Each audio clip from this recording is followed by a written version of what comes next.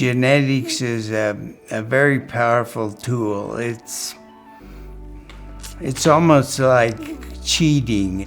So bacteria are really puny, right? So the question that my lab always had is, how do they get any bang for their buck?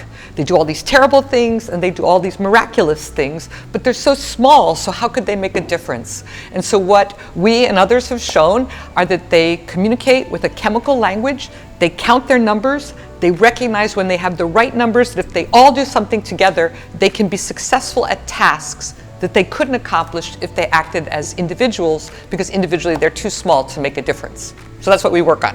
There was a 10-year period where we thought this was happening, but nobody knew how. And then one of my co-recipients, Mike Silverman, together with one of his graduate students, discovered the genes responsible for light production by this bacterium.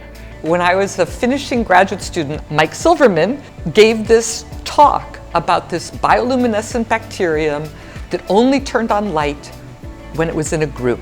And he had just found the genes that controlled this group behavior. And so in sort of the only spontaneous moment of my whole life, after he gave this mesmerizing talk, I literally ran up to the podium and said, "You have to let me be your postdoc." Bonnie and I worked together and we isolated the genetic components that control this signaling, and it turned out to be very complex and very interesting, and I'm very proud to have been associated with her.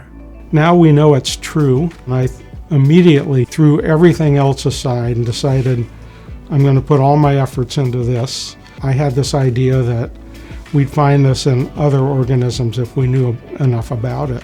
For a long time in the beginning, Mike's lab, which was always very small, and my lab were the remaining standing labs working on this, and then Bonnie launched her lab.